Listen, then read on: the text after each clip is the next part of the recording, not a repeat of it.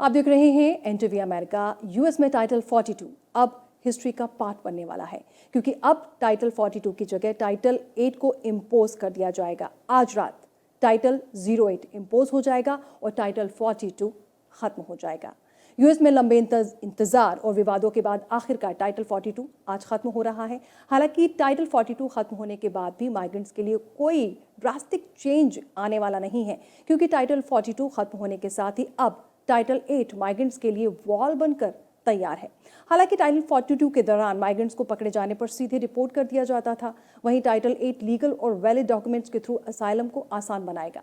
लेकिन टाइटल 8 में कई नॉर्म्स काफ़ी टफ कर दिए गए हैं। अब मसलन अगर कोई माइग्रेंट्स बिना वैलिड डॉक्यूमेंट्स के बॉर्डर पर पकड़ा जाता है तो उसे वापस डिपोर्ट तो कर ही दिया जाएगा, साथ ही वो दोबारा यूएस में इमिग्रेशन के लिए नेक्स्ट 5 ईयर्स तक अप्लाई ही नहीं कर पाएगा या फिर एलिजिबल नहीं होगा। इसके साथ ही साथ टाइटल 42 के अपोजिट टाइटल 8 में नॉन मैक्सिकन के लिए मुश्किलें और भी ज़्यादा बढ़ जाएंगी, क्योंकि अब क्यूबा, वेनेजुएला, हैती और निकारागुआ जैसी कंट्रीज़ को रूट बनाकर यूएस पहुंचना मुश्किल होगा बहुत ज़्यादा। ऑफिशियल्स के मुताबिक माइग्रेंट्स को लॉफुल पाथवे के लिए एनकरेज करने के लिए ये कदम लिया गया है। स्टेट डिपार्टमेंट के मुताबिक वेस्टर्न हैम्पशायर के आसपास के रीजन में अब 100 रीजनल प्रोसेसिंग सेंटर्स बनाए जाएंगे। जी हाँ, क्योंकि जिस तरह से माइग्रेंट्स आ रहे हैं उसके लिए तैयारियां भी खूब की जा रही हैं। आपको बता दें, यहाँ पर माइग्रेंट्स यूएस के लिए अप्लाई कर पाएंगे इन रीजनल सेंटर्स में। तो यूएस मैक्सिको बॉर्डर पर माइग्रेंट्स का ग्राफ लगातार बढ़ता जा रहा है। इसके चलते बॉर्डर पर ह्यूमैनिटेरियन क्राइसिस जैसी सिचुएशन नजर आ रही है। जी हाँ, यूएस में टाइटल 42 आज रात खत्म हो जाएगा, लेकिन ह्यूज नंबर्स में माइग्रेंट्स का बॉर्डर की ओर बढ़ने का सिलसिला लगातार जारी है। बॉर्डर पर पहले से ही माइग्रेंट्स की मास गैदरिंग है और अब भी लगातार माइग्रेंट्स का बॉर्डर पर पहुंचने का सिलसिला लगातार जारी है। ये आप देख सकते हैं, कुछ माइग्रेंट्स वहां पर पहुंचे हुए हैं, उनके हाथ में डॉक्यूमेंट्स हैं, हताश नज़र आ रहे हैं, निराश नज़र आ रहे हैं और कितने नंबर्स में हैं ये आप देख सकते हैं। कुछ लोगों को सेंटर में रखा गया है जो वहाँ पे बनाए गए हैं, जगह नहीं है तो कुछ लोग बाहर ही इंतज़ार कर रहे हैं। हालात ये है कि यूएस बॉर्डर पर इन दिनों एक बड़े ह्यूमैनिटेरियन क्राइसिस के चैलेंज को एक तरह से कहा जाए फेस कर रहा है। हालात को देखते हुए अल पासो सिटी में इमरजेंसी शेल्टर्स बनाए जा रहे हैं, क्योंकि मौजूदा शेल्टर्स माइग्रेंट्स के ग्राफ को देखते हुए काफ़ी कम साबित हो रहे हैं। इस बीच कई माइग्रेंट्स ऐसे भी हैं जिनसे डॉक्यूमेंटेशन के नाम पर कई डॉलर का फ्रॉड भी किया जा रहा है। मतलब एक तरफ बॉर्डर पर माइग्रेंट्स फूड और शेल्टर के लिए भटक रहे हैं, तो वहीं ऐसे रैकेट्स भी एक्टिव हो चुके हैं जो माइग्रेंट से एंट्री कराने और डॉक्यूमेंट बनवाने के नाम पर कई डॉलर वसूल कर रहे हैं और उन्हें परेशान कर रहे हैं। तो बॉर्डर पर माइग्रेंट्स के ग्राफ को देखते हुए बॉर्डर पेट्रोल के पास मैन पावर भी काफ़ी कम हो चुके हैं। जी हाँ, काफ़ी कम पड़ रहे हैं। टाइटल 42 के ख़त्म होते ही बॉर्डर पर माइग्रेंट्स फ्लड की तरह आगे बढ़ेंगे। जी हाँ, आज रात टाइटल 42 ख़त्म हो रहा है।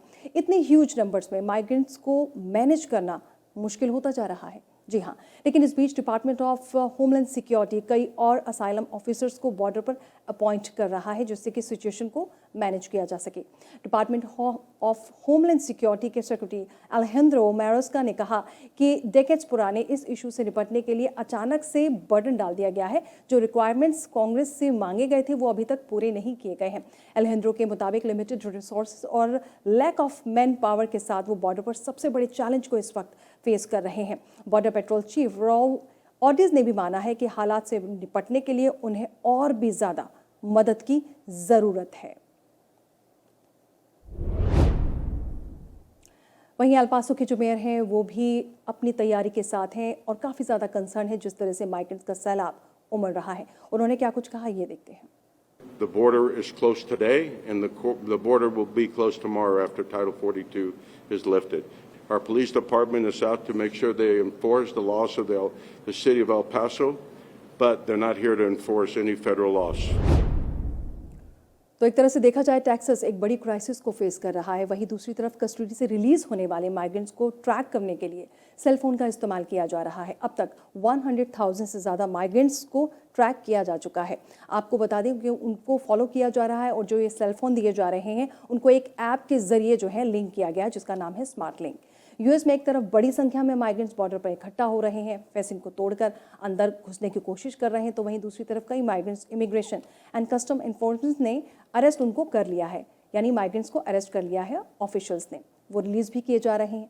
लेकिन ऐसे माइग्रेंट्स को ट्रैक करने के लिए इमिग्रेशन एंड कस्टम्स इन्फोर्समेंट यानी आईसीई कस्टडी से रिलीज किए गए माइग्रेंट्स को एक सेल फोन दे रहा है जिससे उन्हें ट्रैक किया जा सके कि वो कहाँ जा रहे हैं।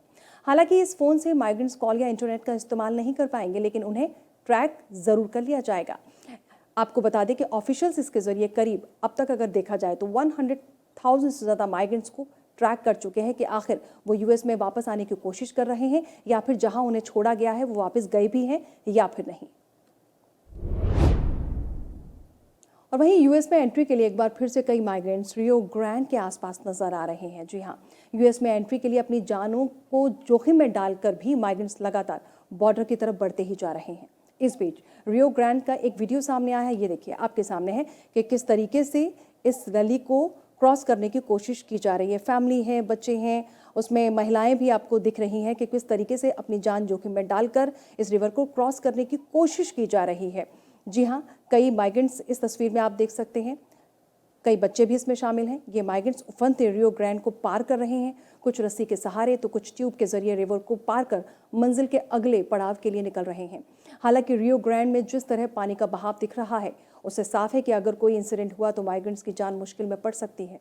आपको बता दें कि यूएस में एंट्री करने वाले मैक्सिमम माइग्रेंट्स के लिए रियो ग्रैंड एक कॉमन रूट रहा है। यहाँ से आना आसान हो जाता है, उनके लिए सेफ रास्ता नहीं है। एक तरह से काफ़ी टफ टास्क है ये, क्योंकि जब रियो ग्रैंड पूरी तरीके से पानी से लबालब रहता है तब रिवर को पार करने में जान का खतरा बना रहता है।